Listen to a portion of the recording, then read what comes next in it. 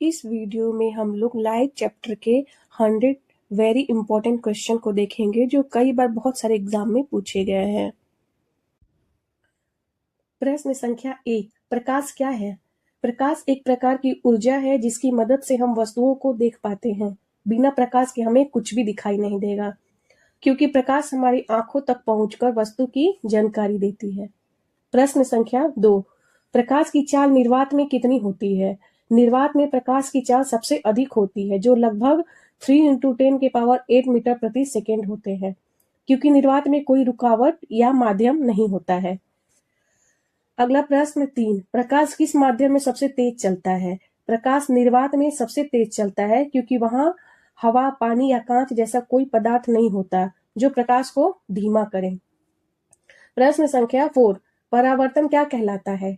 जब प्रकाश किसी चमकीली सतह से टकराकर वापस उसी दिशा में लौट आता है तो इसे परावर्तन कहते हैं, क्योंकि प्रकाश सतह से टकराकर आगे नहीं जा पाता और वापस लौट जाता है। अगला प्रश्न 5, परावर्तन के कितने नियम होते हैं? परावर्तन के 2 नियम होते हैं, क्योंकि प्रकाश का परावर्तन हमेशा इन्हीं 2 नियमों के अनुसार होता है। अगला प्रश्न 6, परावर्तन का पहला नियम क्या है? आपतन कोण और परावर्तन कोण हमेशा बराबर होता है, क्योंकि प्रकाश सीधी रेखा में चलने की प्रवृत्ति रखता है। ये परावर्तन का पहला नियम है। अगला प्रश्न 7, समतल दर्पण में कैसा प्रतिबिंब बनता है? समतल दर्पण में प्रतिबिंब सीधा और आभासी बनता है, क्योंकि प्रकाश की किरणें वास्तव में नहीं मिलती, केवल मिलती हुई प्रतीत होती है। अगला प्रश्न 8, समतल दर्पण में प्रतिबिंब का आकार कैसा होता है? इसका सही उत्तर है, प्रतिबिंब का आकार वस्तु के बराबर होता है, क्योंकि समतल दर्पण आवर्धन नहीं करता। आवर्धन को मैग्निफिकेशन बोलते हैं।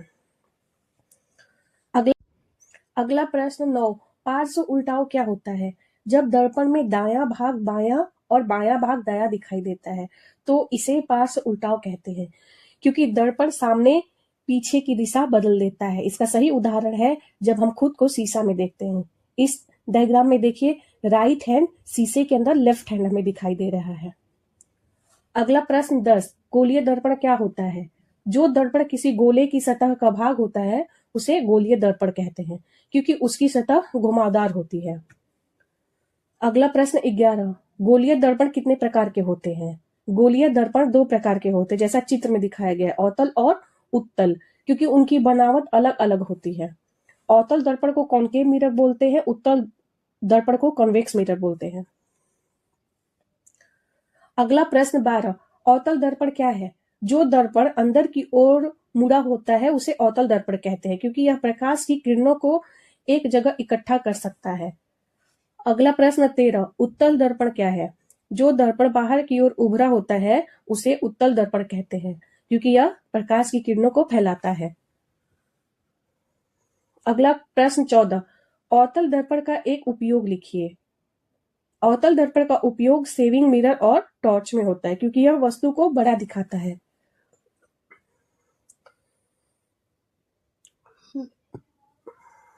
अगला प्रश्न 15, उत्तल दर्पण का उपयोग कहाँ होता है? उत्तल दर्पण का उपयोग वाहनों के पीछे देखने वाले दर्पण में होता है, क्योंकि इसमें बड़ा क्षेत्र दिखाई देता है। प्रश्न संख्या 16, ध्रुव क्या होता है? दर्पण के बीच के बिंदु को ध्रुव कहते हैं। चित्र में देखिए जो पोल है, क्योंकि सभी दूरी की माप ध्रुव से की जाती है। अगला प्रश्न 17, मुख्य फोकस क्या होता है? वह बिंदु जहां समानांतर किरणें परावर्तन के बाद मिलती है मुख्य फोकस कहलाता है, क्योंकि सारी किरणें वही एकत्र हो जाती हैं।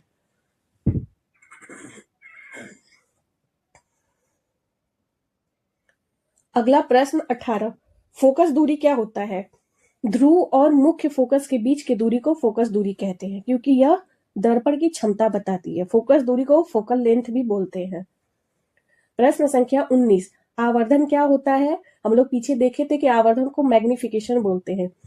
प्रतिबिंब के आकार और वस्तु के आकार के अनुपात को आवर्धन कहते हैं, क्योंकि इससे पता चलता है कि प्रतिबिंब बड़ा है या छोटा। अगला प्रश्न 20, उत्तल दर्पण में प्रतिबिंब हमेशा कैसा बनता है?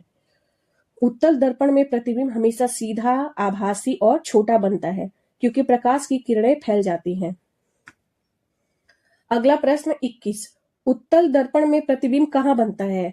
उत्तल दर्पण में प्रतिबिंब हमेशा दर्पण के पीछे बनता है, क्योंकि प्रकाश की किरणें परावर्तन के बाद फैल जाती हैं और पीछे की ओर से मिलती हुई दिखाई पड़ती हैं। प्रतिबिंब को इमेज बोलते हैं। अगला प्रश्न 22। अवतल दर्पण में वास्तविक प्रतिबिंब कब बनता है? जब वस्तु फोकस से बाहर रखी जाती है, तब अवतल दर्पण में वास्तविक प्रतिबिंब बनता है, क्योंकि उस स्थिति में परावर्तित किरणें वास्तव में एक बिंदु पर मिल जाती है। अगला प्रश्न 23। वास्तविक प्रतिबिंब क्या होता है? जिस प्रतिबिंब को पर्दे पर प्राप्त किया जा सके उसे वास्तविक प्रतिबिंब कहते हैं, क्योंकि प्रकाश की किरणें सच में उस स्थान पर मिलती हैं। वास्तविक प्रतिबिंब को रियल इमेज बोलते हैं।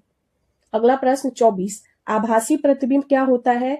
जिस प्रतिबिंब को पर्दे पर नहीं पाया जा सकता उसे आभासी प्रतिबिंब कहते हैं, क्योंकि किरणें वास्तव में नहीं मिलती, केवल मिलती हुई दिखाई देती हैं। आभासी प्रतिबिंब को वर्चुअल इमेज बोलते हैं। अगला प्रश्न 25। अवतल दर्पण का आवर्धन कब धनात्मक होता है? जब अवतल दर्पण में आभासी प्रतिबिंब बनता है तब आवर्धन धनात्मक होता है, क्योंकि प्रतिबिंब सीधा बनता है। आवर्धन को मैग्निफिकेशन बोलते हैं, धनात्मक को पॉजिटिव बोलते हैं। अगला प्रश्न 26। उत्तल दर्पण का आवर्धन कैसा होता है? उत्तल दर्पण का आवर्धन हमेशा धनात्मक और 1 से कम होता है, क्योंकि प्रतिबिंब हमेशा सीधा और छोटा बनता है। अगला प्रश्न 27। दर्पण सूत्र क्या है? दर्पण में वस्तु दूरी, प्रतिबिंब दूरी और फोकस दूरी का संबंध बताने वाला सूत्र दर्पण सूत्र कहलाता है, क्योंकि इससे गणना आसान हो जाती है। दर्पण सूत्र को मिरर फॉर्मूला बोलते हैं, ये बहुत इंपॉर्टेंट है।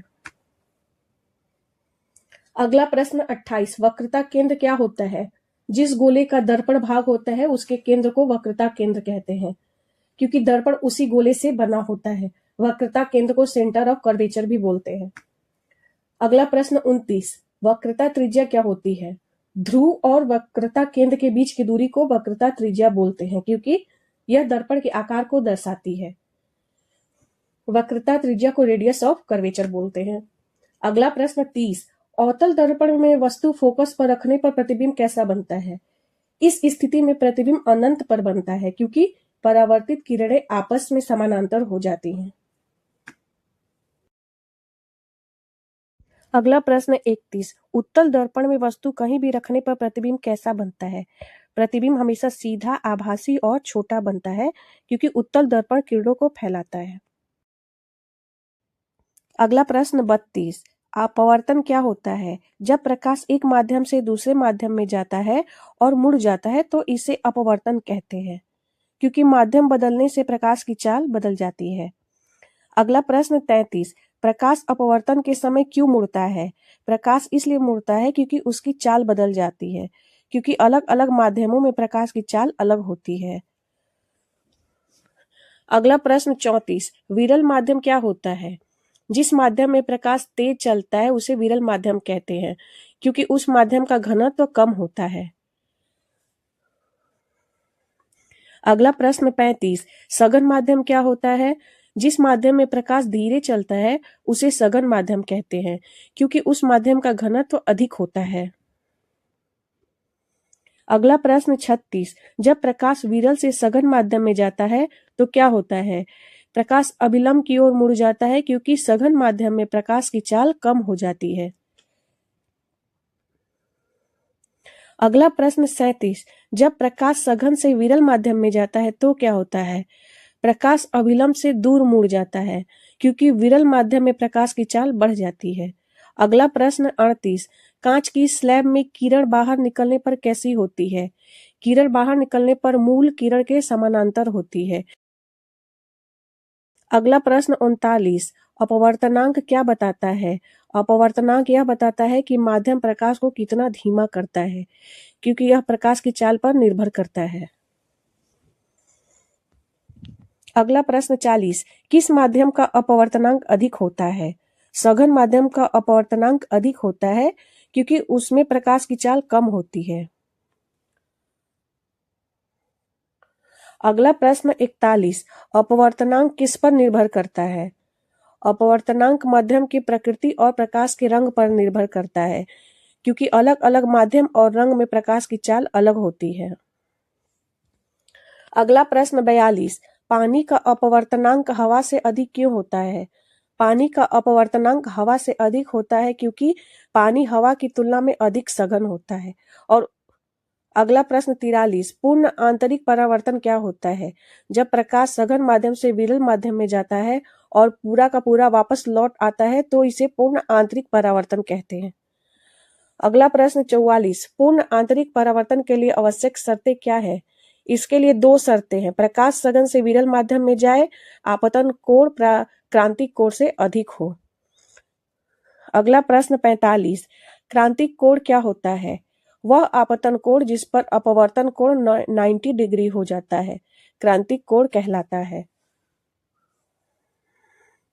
अगला प्रश्न 46, पूर्ण आंतरिक परावर्तन का एक उपयोग लिखिए। ऑप्टिकल फाइबर में पूर्ण आंतरिक परावर्तन का उपयोग होता है। अगला प्रश्न 47, ऑप्टिकल फाइबर क्या होता है? यह बहुत पतला कांच या प्लास्टिक का तार होता है जिसमें प्रकाश अंदर ही अंदर चलता है, जैसा चित्र में दिख रहा है, क्योंकि इसमें बार बार पूर्ण आंतरिक। अगला प्रश्न 48, ऑप्टिकल फाइबर का उपयोग कहाँ होता है? इंटरनेट, टेलीफोन और मेडिकल उपकरणों में, क्योंकि यह सूचना को तेज और सुरक्षित पहुंचाता है। अगला प्रश्न 49, लेंस क्या होता है? 2 गोलाकार सतहों से घिरा पारदर्शी माध्यम लेंस कहलाता है, क्योंकि यह प्रकाश का अपवर्तन करता है।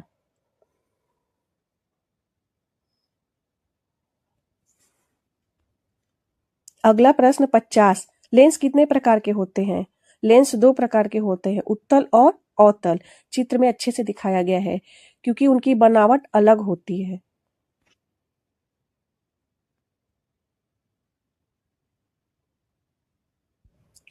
अगला प्रश्न 51, उत्तल लेंस क्या होता है?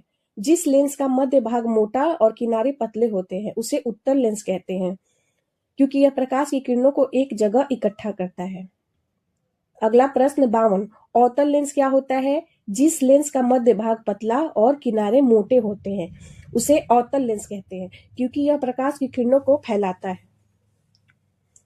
अगला प्रश्न 53, उत्तल लेंस का मुख्य फोकस क्या होता है?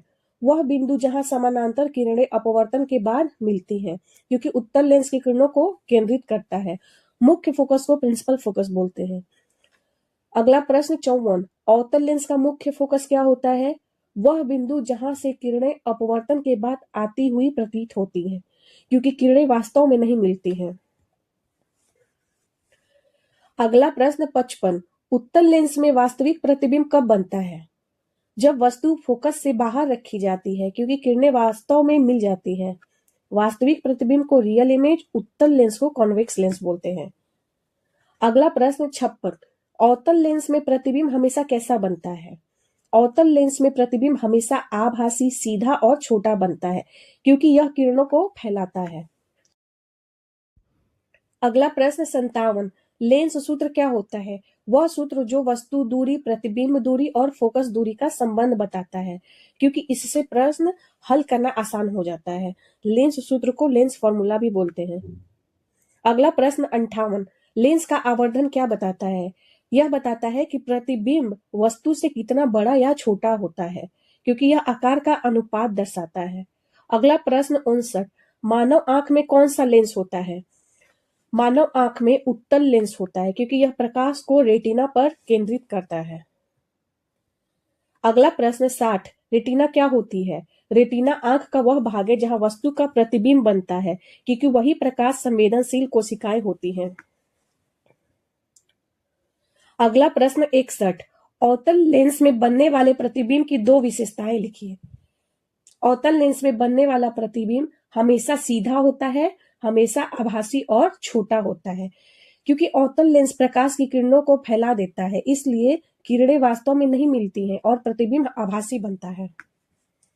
अगला प्रश्न 62, मानव आंख का निकट बिंदु क्या होता है? वह न्यूनतम दूरी जहां से कोई व्यक्ति वस्तु को साफ देख सकता है उसे निकट बिंदु कहते हैं, क्योंकि इससे पास देखने की क्षमता पता चलती है। निकट बिंदु को नियर पॉइंट बोलते हैं। अगला प्रश्न 63, सामान्य आंख का निकट बिंदु कितनी दूरी पर होता है? सामान्य आंख का निकट बिंदु 25 सेंटीमीटर होता है, क्योंकि यही सामान्य देखने की सीमा है। अगला प्रश्न 64। दूर बिंदु क्या होता है? वह अधिकतम दूरी जहां तक आंख साफ देख सकती है उसे दूर बिंदु कहते हैं, क्योंकि इससे दूर देखने की क्षमता पता चलती है। दूर बिंदु को फार पॉइंट बोलते हैं। अगला क्वेश्चन 65। सामान्य आंख का दूर बिंदु कहाँ होता है? सामान्य आंख का दूर बिंदु अनंत पर होता है, क्योंकि सामान्य आंख बहुत दूर की वस्तु भी साफ देख सकती है। अगला प्रश्न 66। दृष्टि दोष क्या कहलाता है? जब आंख वस्तुओं को साफ नहीं देख पाती तो इसे दृष्टि दोष कहते हैं, क्योंकि आंख का लेंस ठीक से कार्य नहीं करता है। दृष्टि दोष को डिफेक्ट ऑफ विजन बोलते हैं। अगला प्रश्न 67। निकट दृष्टि दोष क्या है? जिस दोष में व्यक्ति पास की वस्तु साफ देखता है लेकिन दूर की नहीं, क्योंकि प्रतिबिंब रेटिना से पहले बन जाता है। निकट दृष्टि दोष को मायोपिया बोलते हैं। अगला प्रश्न 68। निकट दृष्टि दोष को कैसे ठीक किया जाता है? इस दोष को अवतल लेंस की सहायता से ठीक किया जाता है, क्योंकि अवतल लेंस किरणों को फैलाता है। अगला प्रश्न 69। दूर दृष्टि दोष, जिसको हाइपरमेट्रोपिया बोलते, क्या है? जिस दोष में व्यक्ति दूर की वस्तु साफ देखता है लेकिन पास की नहीं। ये मायोपिया का बिल्कुल उल्टा होता है, क्योंकि प्रतिबिंब रेटिना के पीछे बनता है। अगला प्रश्न 70। दूर दृष्टि दोष को कैसे ठीक किया जाता है? इस दोष को उत्तल लेंस की सहायता से ठीक किया जाता है, क्योंकि उत्तल लेंस किरणों को एकत्र करता है। अगला प्रश्न 71। प्रेस बायोपिया क्या है? बढ़ती उम्र के कारण आंख की देखने की क्षमता कम हो जाता है, उसे प्रेस बायोपिया कहते हैं, क्योंकि आंख का लेंस लचीला नहीं रहता है। ये ज्यादातर ओल्ड पर्सन में होता है। अगला प्रश्न 72। प्रेस बायोपिया को कैसे ठीक किया जाता है? इसे द्विफोकसी लेंस की सहायता से ठीक किया जाता है, क्योंकि इसमें दो प्रकार की फोकस दूरी होती है। द्विफोकसी लेंस को बाइफोकल लेंस कहते हैं। अगला प्रश्न 73। द्विफोकसी लेंस क्या होता है? जिस लेंस में दो अलग अलग फोकस दूरी होता है उसे द्विफोकसी लेंस कहते हैं, क्योंकि इसमें पास और दूर दोनों दिखाई देता है। अगला प्रश्न 74। मानव आंख में प्रतिबिंब कहाँ बनता है? मानव आंख में प्रतिबिंब रेटिना पर बनता है, क्योंकि रेटिना प्रकाश संवेदनशील होती है। अगला प्रश्न 75। मानव आंख में आइरिस का कार्य क्या है? आइरिस आंख में प्रवेश करने वाले प्रकाश की मात्रा को नियंत्रित करती है, क्योंकि अधिक या कम प्रकाश से आंख को नुकसान हो सकता है। अगला प्रश्न 76। पुतली क्या होती है? आइरिस के बीच का छिद्र पुतली कहलाता है, क्योंकि प्रकाश इसी छिद्र से आंख के अंदर जाता है। पुतली को प्यूपिल बोलते हैं। अगला प्रश्न 77। मानव आंख का समायोजन क्या कहलाता है? आंख का अलग अलग दूरी की वस्तु देखने के लिए लेंस की फोकस दूरी बदलना समायोजन कहलाता है, क्योंकि लेंस की मोटाई बदलती है। समायोजन को पावर ऑफ एकोमोडेशन कहते हैं। अगला क्वेश्चन 78। इंद्रधनुष कैसे बनता है? इंद्रधनुष वर्षा की बूंदों में प्रकाश के अपवर्तन, विवर्तन और पूर्ण आंतरिक परावर्तन से बनता है, क्योंकि सूर्य का श्वेत प्रकाश रंगों में टूट जाता है। चित्र में भी अच्छे से दिखाया गया है। अगला प्रश्न 79। श्वेत प्रकाश क्या होता है? जिस प्रकाश में सातों रंग होते हैं उसे श्वेत प्रकाश कहते हैं, क्योंकि सभी रंग मिलकर सफेद प्रकाश बनाते हैं। अगला प्रश्न 80। प्रकाश का विवर्तन क्या होता है? श्वेत प्रकाश का अपने रंगों में टूट जाना विवर्तन कहलाता है, क्योंकि अलग अलग रंगों का अपवर्तनांक अलग होता है। विवर्तन को डिस्पर्सन बोलते हैं। अगला प्रश्न 81। इंद्रधनुष में कुल कितने रंग होते हैं? इंद्रधनुष में कुल 7 रंग होते हैं, क्योंकि श्वेत प्रकाश 7 रंगों में टूट जाता है। जो उजला प्रकाश होता है वो 7 रंगों से मिलकर बना रहता है। वही जो व्हाइट कलर होता है वो 7 कलर में टूट जाता है। इसका शॉर्टकट ट्रिक याद करने का है विबगियोर, जो 7 रंग है उसका शॉर्टकट है। अगला प्रश्न 82। इंद्रधनुष के 7 रंगों के नाम लिखिए। बैंगनी, जामुनी, नीला, हरा, पीला, नारंगी और लाल, क्योंकि श्वेत प्रकाश इन रंगों से मिलकर बना होता है। विबगियोर इसका शॉर्ट ट्रिक है याद करने के लिए। अगला प्रश्न 83। किस रंग का अपवर्तनांक सबसे अधिक होता है? बैंगनी रंग का अपवर्तनांक सबसे अधिक होता है क्योंकि बैंगनी रंग की तरंग दैर्ध्य सबसे कम होता है। बैंगनी को वॉयलेट बोलते हैं, अपवर्तनांक को रिफ्रैक्टिव इंडेक्स। अगला प्रश्न 84, किस रंग का अपवर्तनांक सबसे कम होता है? लाल रंग का अपवर्तनांक सबसे कम होता है क्योंकि लाल रंग की तरंग दैर्ध्य सबसे अधिक होती है। अगला प्रश्न 85, वायुमंडलीय अपवर्तन क्या होता है? वायुमंडल की अलग अलग परतों में प्रकाश का मुड़ना वायुमंडलीय अपवर्तन कहलाता है क्योंकि वायु की सघनता हर परत में अलग होती है। अगला प्रश्न 86, सूर्य हमें वास्तविक से पहले क्यों दिखाई देता है? सूर्य हमें वास्तविक स्थिति से थोड़ा पहले दिखाई देता है क्योंकि सूर्य का प्रकाश वायुमंडलीय अपवर्तन के कारण मुड़ जाता है।